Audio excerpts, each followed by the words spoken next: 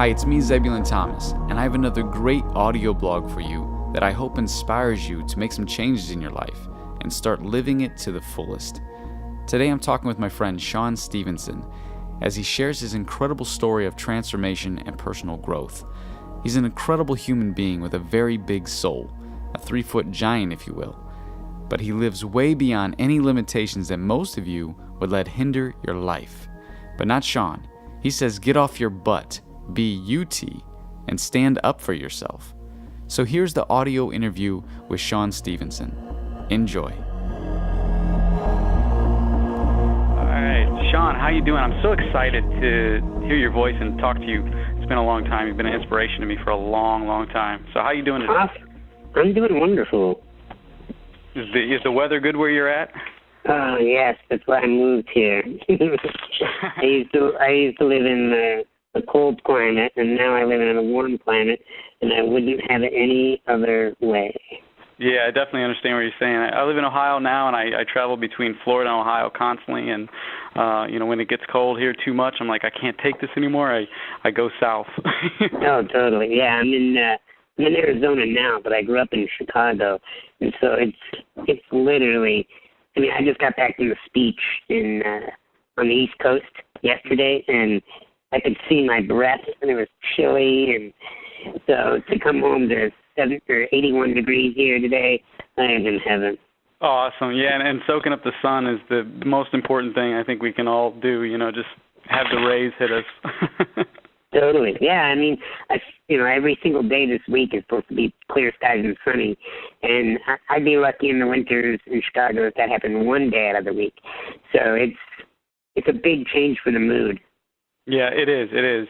And before we get into your story, I want to tell you a little bit how I got turned on to you. Sure. I was listening to. I found you through Tony Robbins. I was listening to some Tony Robbins speech he was doing, and he was talking about carrying this guy across the firewalk. And a person who was very brittle in the bones, and I was like, wow, this is so fascinating. This is a very interesting story. And I'm like, and I don't think he said anything about your name in the audio, but maybe he said your first name or something. So I started researching. I'm like, I was hoping to find a video on this, and then I found you and I see all the stuff you're doing. I'm like, wow, this guy is incredible, and how you turned your life around. So, tell us a little bit about your story and how you got to where you're at now. Sure. So when I was born, the doctors told my parents that I would be dead within the first 24 hours of my life.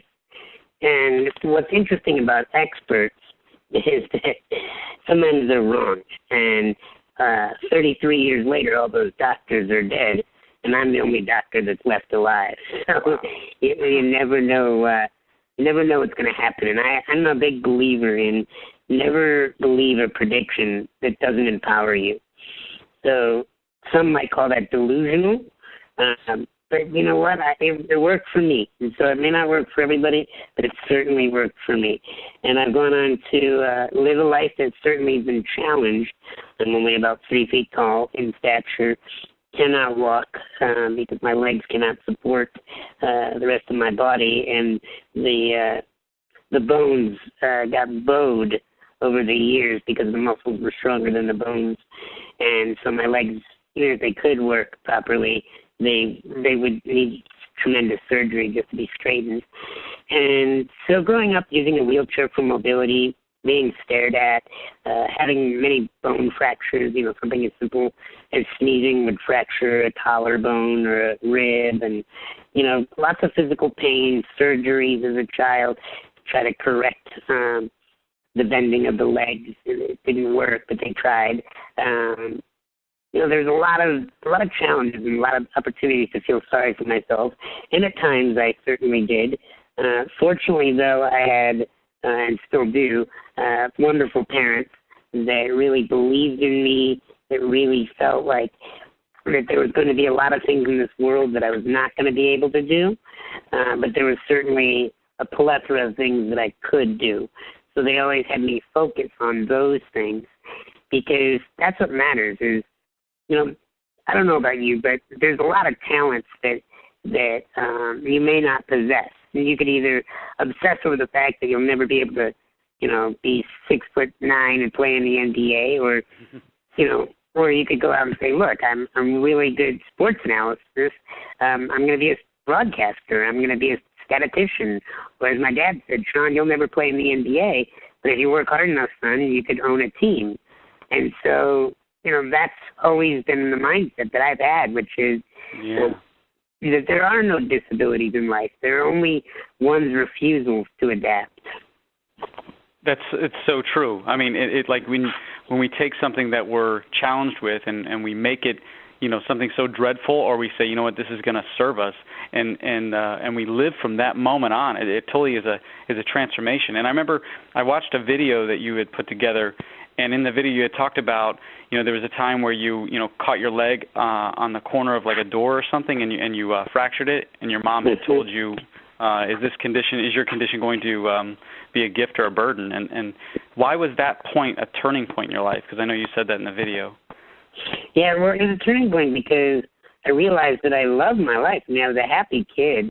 When you have a lot of physical pain or illness or challenges or even other extenuating circumstances like, growing up in poverty or whatever the challenge might be, when you're a kid, you don't know any better. You don't know, you don't have that element of your ego that's developed that has you compare your life to someone else's. And so you really have a pure sense of believing that this is just the way the world is for you. And if you can have the right encouragement and the right support structures, like fortunately I did with my parents and my community, I was able to take control over what I did have, which is my interpretation. And that's what I teach people, and I'll come back to that fourth grade moment. But, the big thing is I teach people that you only really have control over two things in your life. Your interpretations, so that's what you make something mean, and your response, which is what are you going to do with the meaning? How are you going to react? How are you going to think and speak and move in this lifetime to really go forward?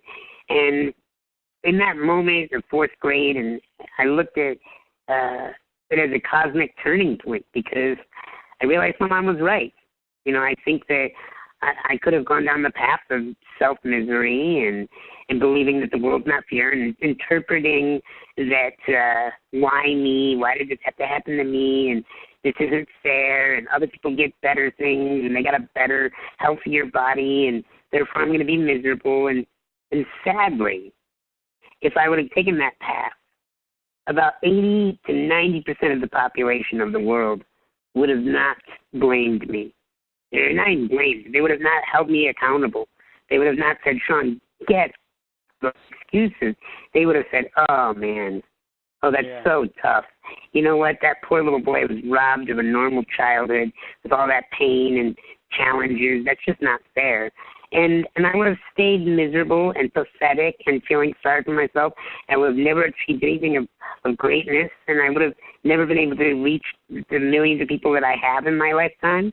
And, I'm so grateful that my mom, turned the screws on me, if you will, and said, hey, kid, is this going to be something that you're going to continue to whine about? I mean, she didn't say it that way, but that's basically was, are you going to whine about this for the rest of your life, or are you going to embrace this?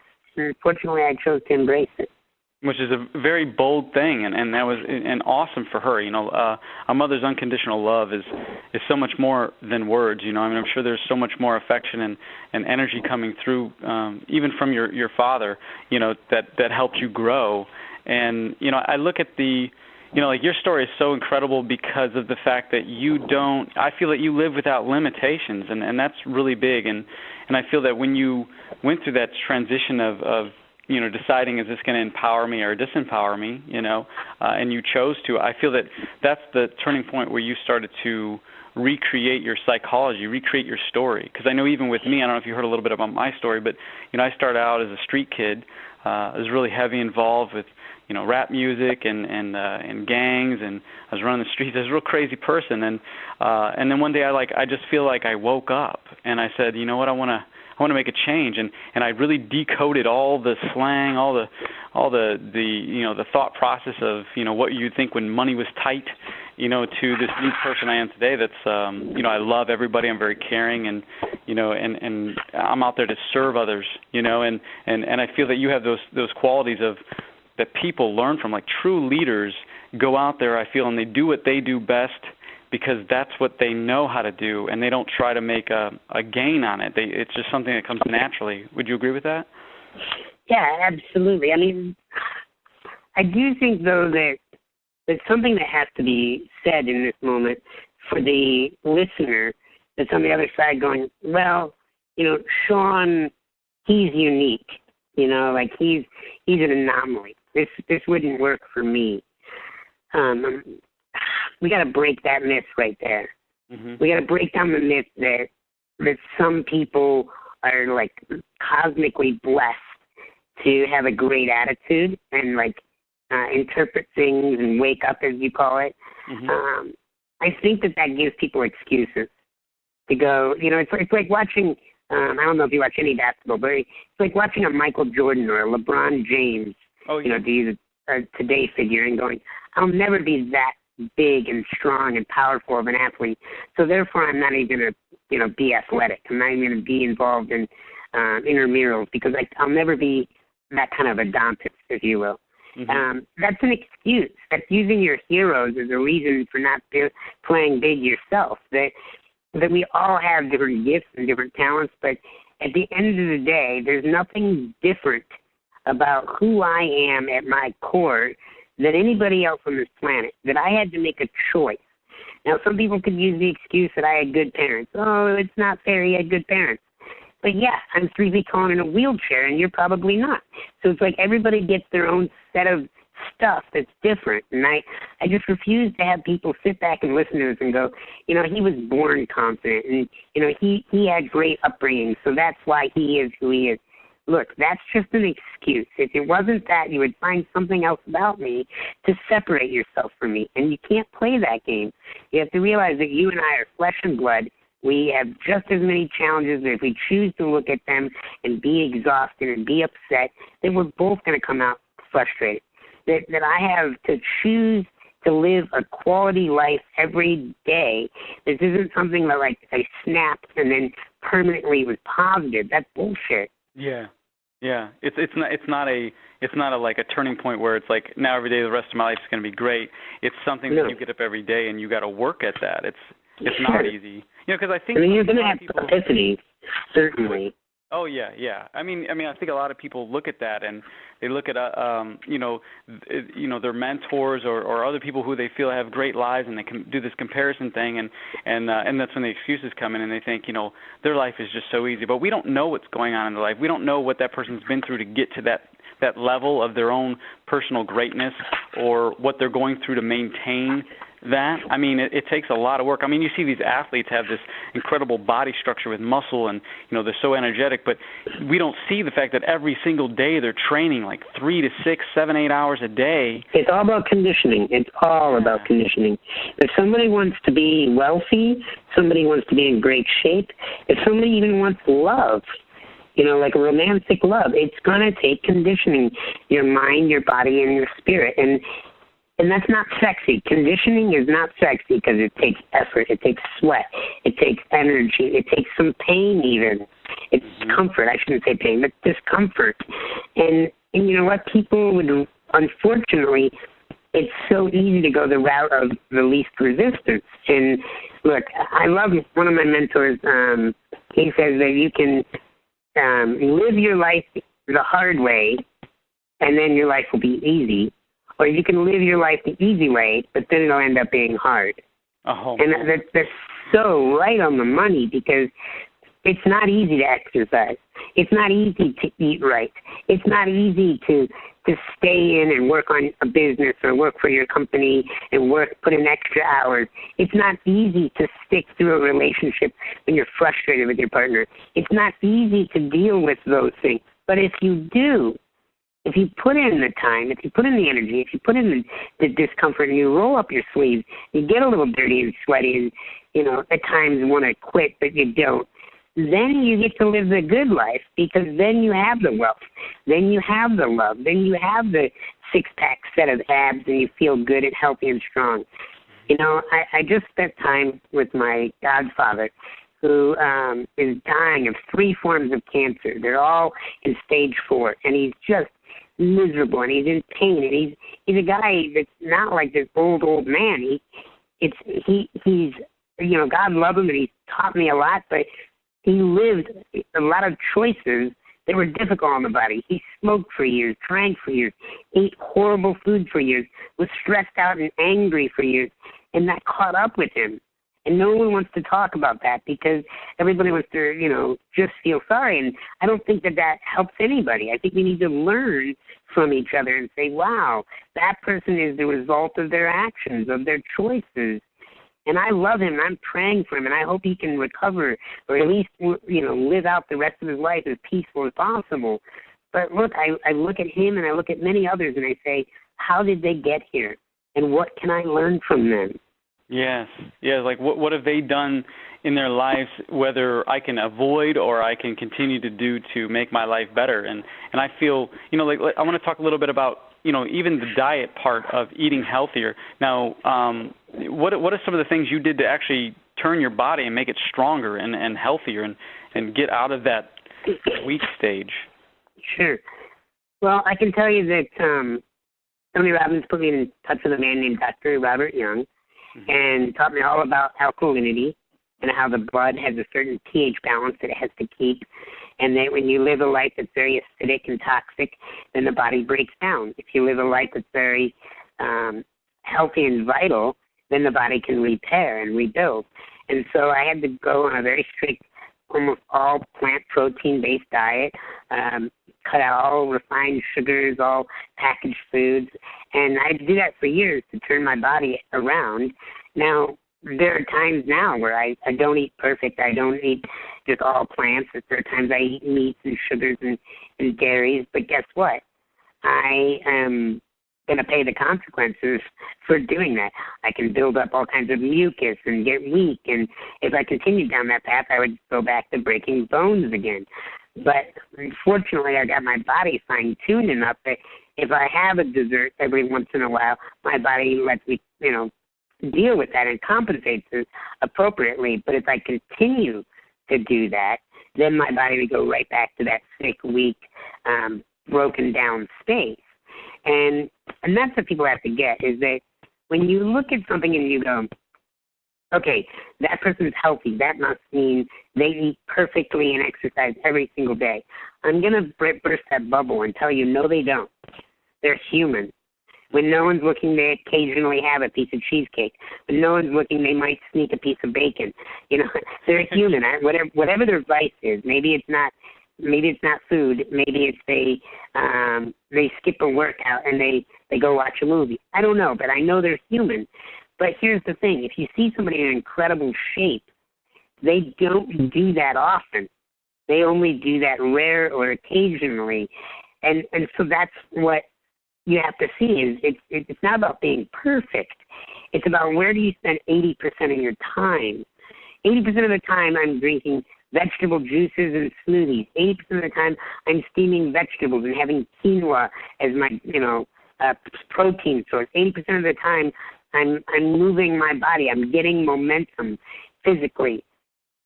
20% of the time I still slack off. I still have, days where I will, cave and have some French fries. But I couldn't do that when I was trying to turn the Titanic around from getting hit by the iceberg. Right.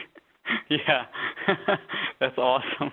And I think a lot of people are starting to come around to this healthier way of eating. I know personally we don't bring anything into this house that has artificial additives or anything to do with anything that's fake. We keep everything as much as we can, and occasionally, like you're saying, we do bring some stuff in. I know, like, my big downfall was Oreos. I loved Oreos, and so I always tell my wife, don't bring Oreos in the house anymore. Right.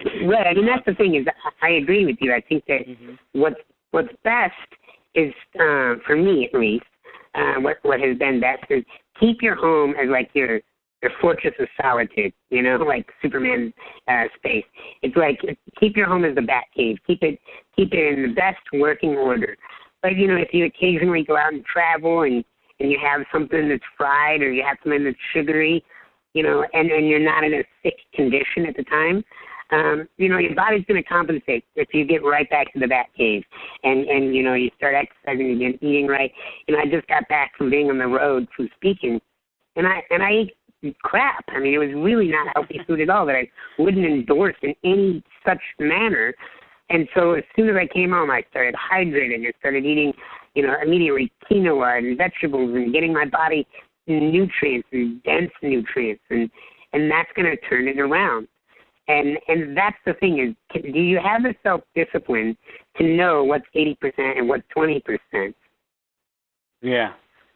Yeah, I agree. And the other thing is, I know, last February I went out with my dad decided, let's take a road trip, and I said, all right, I'll teach some yoga workshops, and I'll do my speaking events and sign some books. So I was all excited about that. Well, my dad, and I'm the only one in my direct family that eats the way I do, healthy, besides my new married life family. But so they're always getting on me like, why are you drinking that green drink? Why you got to eat this. You need some real food. I'm like, okay, Mom. And I know my parents love me, and they just want the best, but they're not up to date with some of this stuff. So I traveled with my dad, and it took 3 days before I got really ill.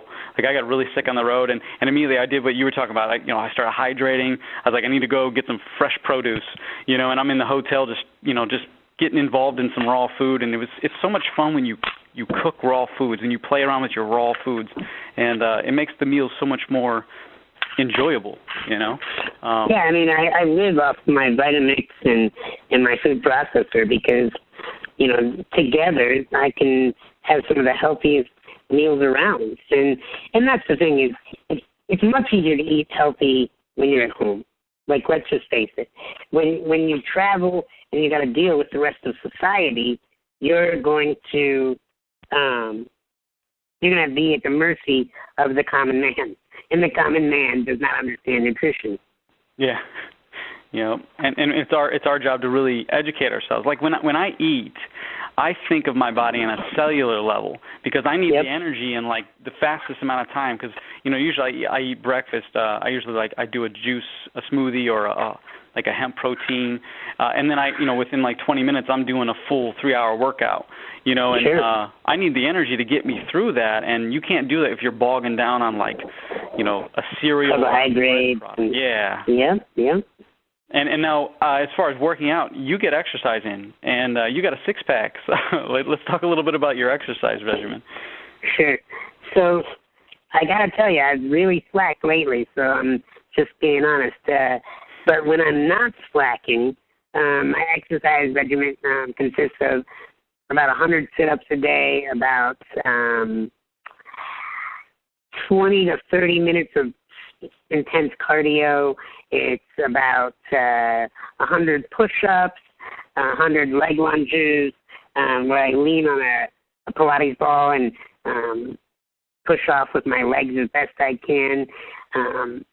Free weights, I put weights on a pulley, so I have my own little my own little weight machine that I built. And it's I also wear. Have you ever heard of a Nike Fuel Band? I haven't used one though. So I don't work for Nike, so this isn't some commercial. It's just something I love. And the Nike Fuel Band is just a wristband that you wear, and it has a accelerometer in it that tells you how many points of movement you got in your day.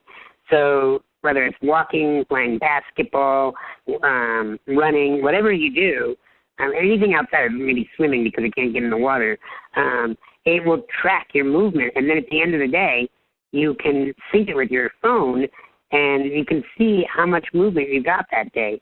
And it'll do a bar graph, and it'll show you how many points you got today compared to yesterday, compared to last month, compared to last year, as long as the time you've been wearing it. So you can really see what you're doing. Yeah, which is important to me because I'm a big person that believes in what is tracked is improved, period. Because you eventually have to wake up to the reality that you are You're either not going somewhere or you are going somewhere. But if you're not keeping score, then you have no clue. That's true. It's true. So I wear my fuel band every day, and I track to see how much movement I got in the day, and I have to get honest with myself. Yeah.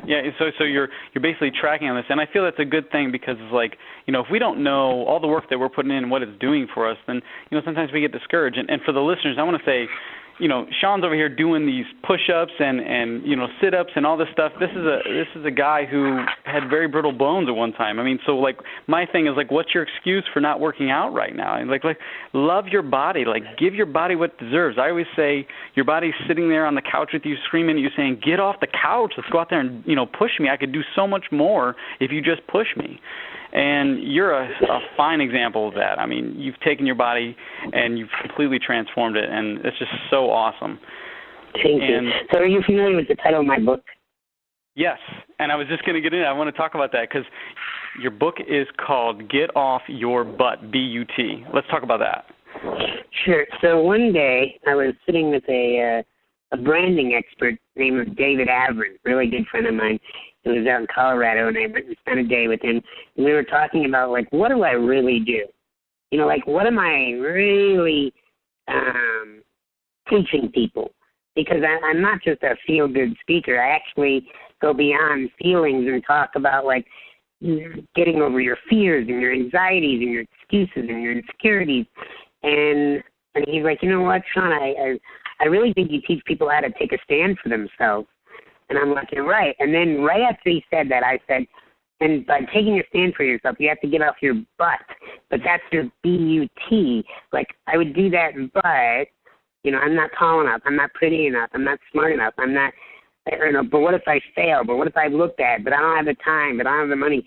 And then I started to realize there are three kinds of butts that we deal with. We deal with the butt excuses, and that's the but I don't have the time, the energy, the money, the resources, the network, the contacts.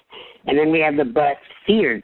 But what if I fail? But what if I look bad? But what if I disappoint my parents? But what if I'm a failure, right? And then there's the insecurities, which is my biggest bugaboo. This is where I'm most passionate. And that is, but I'm not. But I'm not tall enough. But I'm not pretty enough. But I'm not smart enough. And believing that you're lacking something at birth almost. And so these three buts weigh us down. They hold us back in our life. And, I realized that all a butt is self-sabotage. So my book is called Get Off Your Butt, How to End Self-Sabotage and Stand Up for Yourself. Yes. And that's so beautifully put because it's like there's so many people that literally are condemned by their butts.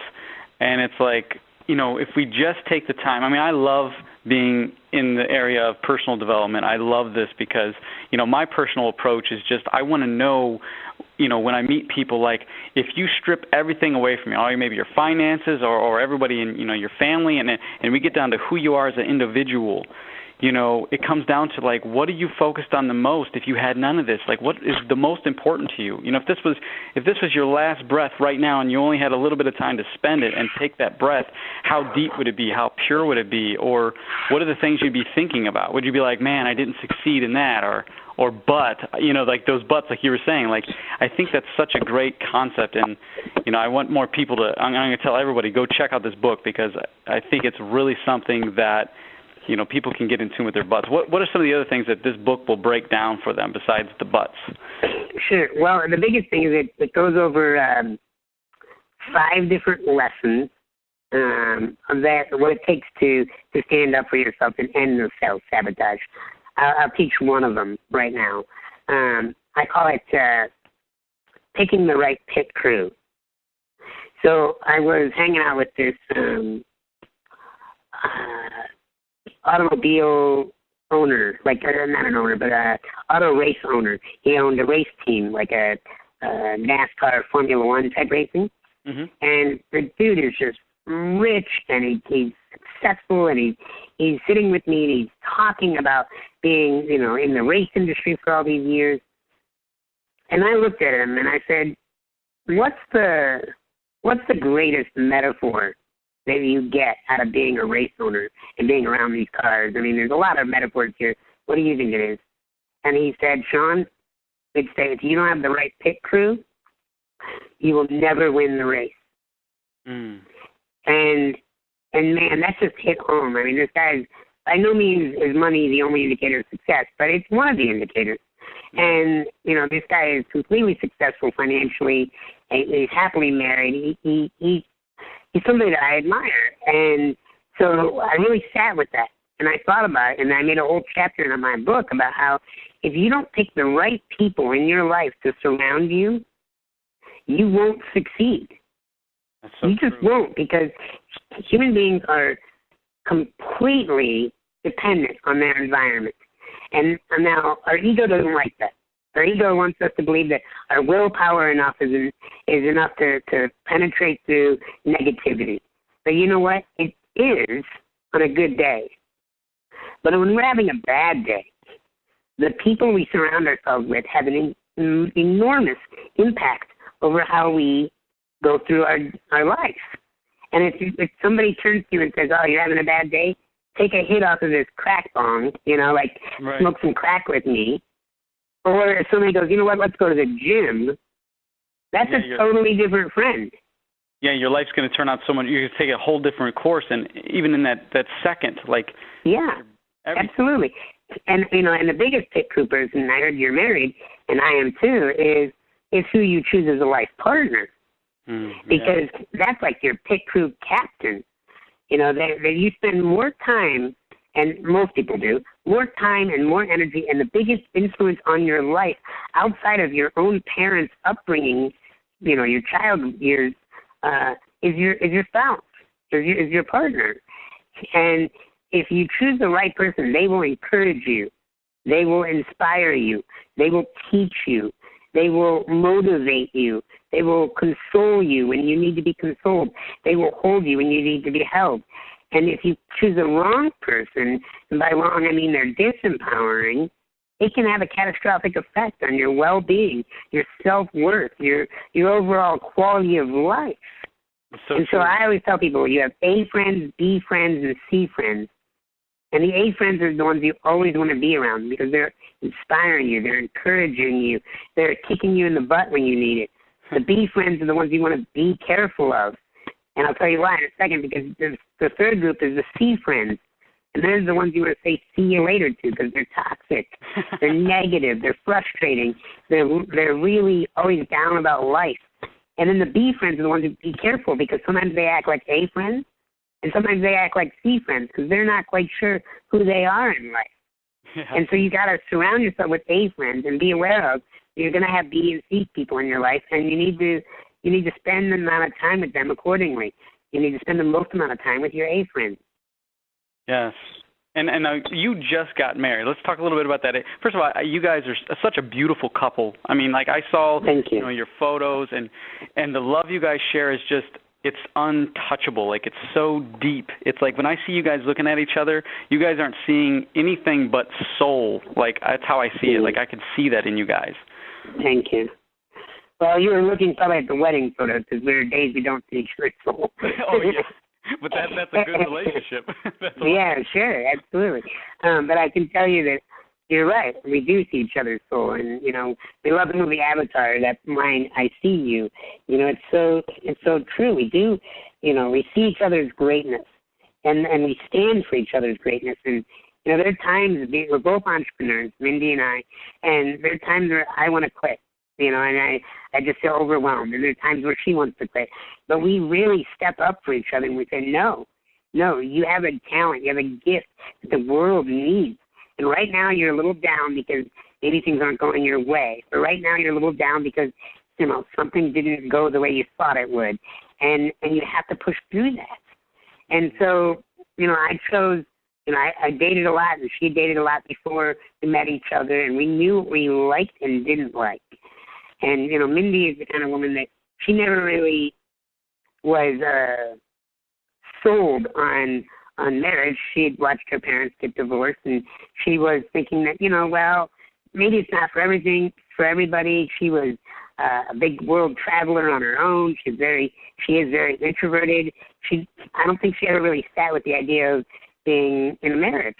And when I showed up, it blew her paradigm because she realized that she would love to spend the rest of her life with me, and I would love to spend the rest of my life with her. And it really changed her way of viewing relationships and seeing that, there is a beauty to having what we call a soul match, that perfect match. And it's been a really great ride because she has taught me so much that I wasn't learning on my own. I mean, on my own, I was a very hardcore extrovert. I didn't like to be alone. I didn't like to, sit in the house by myself and read a book on a Saturday night. I felt like I had to go out. I felt like I had to be planning a party or doing something with people, or if I wasn't, I was a loser. And then I fall in love with an introvert, and I really get to foster that side of me that says, hey, wait a minute. There's something cool about walking in nature by yourself.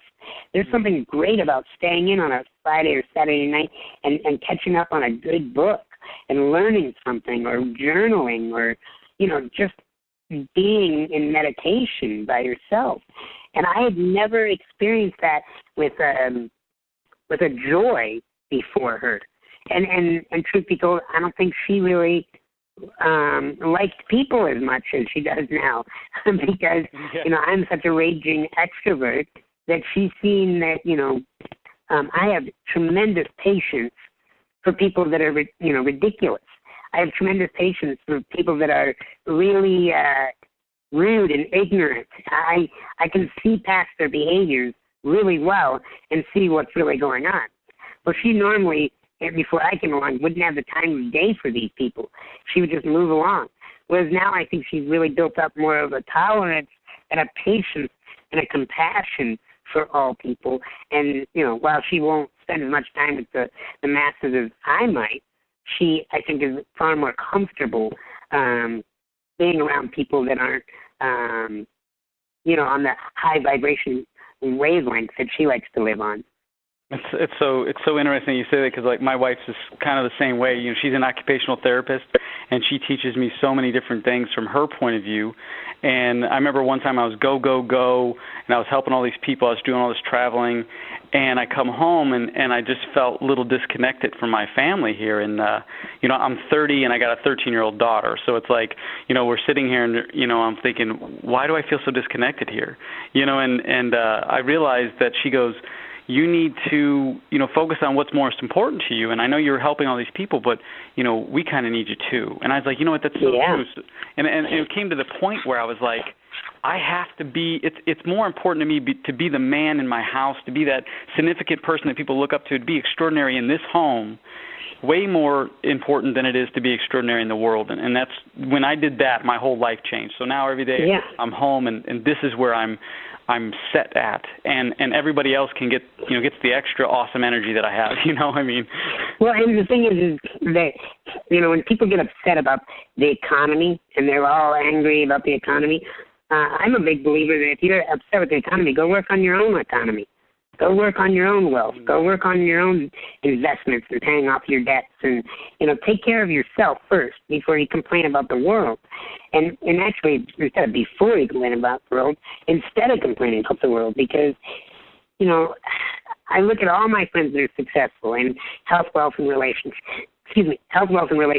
And they all tell me the same thing, that they had to go forth and live a really healthy, powerful, clean, strong life, no matter what the outside world was doing or saying. Mm-hmm. And you got to be really centered in your self-esteem, that you get your own approval and your own quality of happiness from within. And that's something that I've learned from my wife, Mindy, because she's somebody that doesn't need external validation to feel good about herself. I still do. And I may always, because I grew up, seeking validation. Now, I still am getting better. I'm certainly better than I was 3 years ago, 10 years ago, 20 years ago. But I think that there's a very powerful element to realizing that taking care of yourself, your body, your own finances, your own family, and looking after the inner circle that makes the world a better place. That's so true. And you had mentioned something that I wanted to bring up real quick before we kind of get ready to close the interview here. I wanted to talk about, you had mentioned how you walked in the woods, and I saw that photo that you posted where you were strapped up and you actually got to experience what it would be like to walk through the woods. I thought that was like, to me, that got me emotional. I was like, that's so empowering right there. Yeah, so you're referring to when I got to go hiking on my buddy's back. Yeah, yes. Yeah, and so what was amazing about that is Mindy is a big hiker. She has always been a fan of hiking and mountain climbing and a very outdoorsy woman. And so when I showed up, I was like, oh, is she going to be really happy with me? I mean, I'm not going to be able to do all those things. But what's funny is in our marriage, we realized we just got to adapt to everything. And so we figured out how to put me on somebody's back and go hiking into the world. And I remember the first time that they put me in this pack and put me up on this, full-size, 6 foot probably plus man. And well, at least I was 6 feet tall when I was on his back. And it was very interesting because I realized that things smelled different, things felt different, the temperature was different, the wind blew differently. My balance was completely unique because I'd never had the up and down movement of walking. That when you're wheeling in a wheelchair, your head stays level, and so you don't bounce. And all these little nuances that I'd never experienced, leaning forward and having that shift in gravity in your weight, everything was brand new. It was like being born again in some ways. Wow.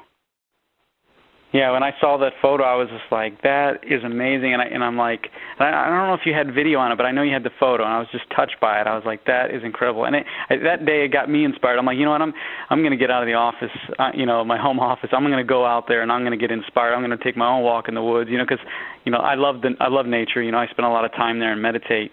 And that was one of the days where you reminded me, like, I hadn't done that in a while. So I'm like, let me get out there and do that. So that's incredible. I want to ask you a few last questions here. And sure.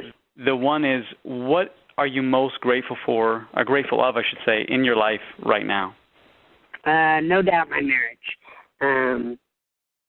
I spent a long time looking for a woman that would be my equal and would really have my back when things got difficult. And to be, 2 months married now, and getting to wake up to my best friend and my confidant and my number one cheerleader, and my number one ass kicker when I need it. To have that is, I feel like everything else is just gravy. It doesn't matter how much money I make this month. It doesn't matter. It doesn't matter what's going on in the world. But by having that part of my life be so wonderful, it's like it enhances the flavors of everything else I got. So that would probably be my number one. That's awesome. That's so beautiful, and I can relate to that. I wake up every day to my wife, and it's not about we ain't got to dress up and look nice every morning just to impress each other. Now it's kind of like I just like rolling over and looking in her eyes. Like that's just the most empowering thing. Everything else stops. So, yeah, I mean, what's funny is it's so. I probably cared a lot more, I know I did, about what I looked like in terms of my clothing and how my hair looked and all this stuff. But once I got married, or once I got into a relationship with Mindy, I should say, there was this level of unconditional love that I'd never felt before, where I realized it doesn't matter if I'm, wearing, SpongeBob SquarePants, bright yellow fuzzy socks, or Armani suit. It doesn't matter what I put on, she's going to love me. And that feeling is just so amazing that I tell everybody that there is no better feeling on the planet, in my opinion, than being in love with somebody that's in love with you. And if it takes you your whole life to find it, it's worth it. It's so worth it. Yeah, I agree, because me and my wife always joke with each other. We're like, we want to be that. We want to grow into be that cute little old couple one day, that just, the people are like, oh, look at them, and there's so many levels of your life in relationship-wise, like what kept me and my wife together when we were 18 isn't what keeps us together now. Back then it was like, movies, dinners, dates. Now it's like, make sure everything's clean around the house and light some candles and let's take a break while the kids out, and when we're older, maybe it's going to be just simply like spending time in the garden or something, or sitting on the porch and doing whatever there. You know what I'm saying? Absolutely, yeah. Because you're with that person. It doesn't even matter. I would say I could get stuck in an elevator with my wife and we'd have a fine time. Exactly. That's so great. My other question here is, how do you measure success? Like your own personal level of success. What is your measurement of that? Well, I'll tell you what my 20-year-old version wrote about in my first book for kids. Of course, that was 13 years ago. But I still agree with it, which is success is having a dream, putting in a plan to make that dream come true, and then taking action on that plan. To me, that is being successful, because you're not in control of the outcomes of your life. You're not. You may be in control of the direction. You may be in control of the focus. You may be in control of the interpretation and how you respond, but you're not fully in control of the outside world. At least that's where I believe today. And with that said, I think that if you set out a course where you want to go and then you take action every day, then it doesn't matter when you get there, how you get there. It's that you're getting there. It's that you're on that journey. And I love when people fail. I'll tell you that sounds weird, but I love when people fail, because it, to me, tells me that they were doing something. Because somebody who's not failing at all, they're not out there doing anything. If you don't want to fail, just sit on your couch and watch television. There's really no way to screw that one up. Yeah. But no rewards are going to come out of that. No rewards come out of taking zero risk. But what rewards come out of is saying, this is what I want. Here's my current plan for how to get it. And today I'm getting up out of bed and I'm going to hit that plan. I'm going to start acting on it. That is successful to me. And, I think that the other element, that 13 years of growth from coming out with that plan, or that model of success has taught me, is that true success has elements of fulfillment. And you said that you were a Tony Robbins student, and, he talks about the fulfillment comes from growth and contribution. That if you are able to give back and you're able to work on yourself, you're going to be really fulfilled in this lifetime. And so as long as I have a dream and a plan and I take action and I'm doing things that are growing myself and the world, that's success to me.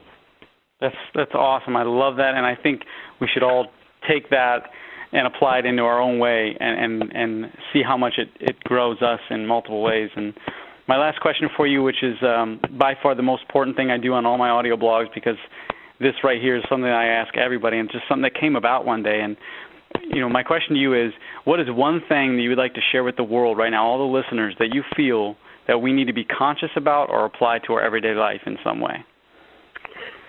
Sure. What my wife taught me, Mindy Innes, taught me that you need to trust the process. That if you're working to make this world a better place, if you're working to find love, if you're working to improve your family life, whatever it is, you need to trust the process, that you are exactly where you need to be, and don't pout because you're not as far along as you wish you could be. Just enjoy and embrace and trust the process. It's a very difficult life to lead if you're always saying, I'm not there yet. That's beautiful. I love that. Well, there you have it. Sean, thank you so much for taking this time out of your day and connecting with me, and I look forward to so much more, following you and learning about your life and connecting with you again in the future, man. This is great. Absolutely, my friend. You have a great one. Thank you so much. You bet. Take care.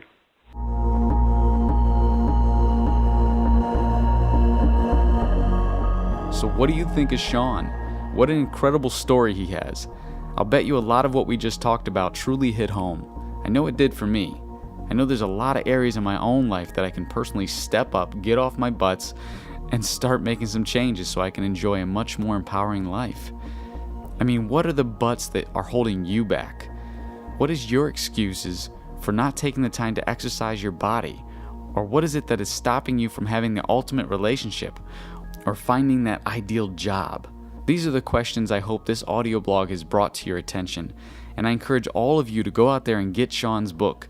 Read it, apply what you learn, and as Sean says it, get off your butt. I want to thank you for tuning into this audio blog, and I look forward to connecting with you someday and hearing about your incredible story of personal growth and success. Take care, my friends.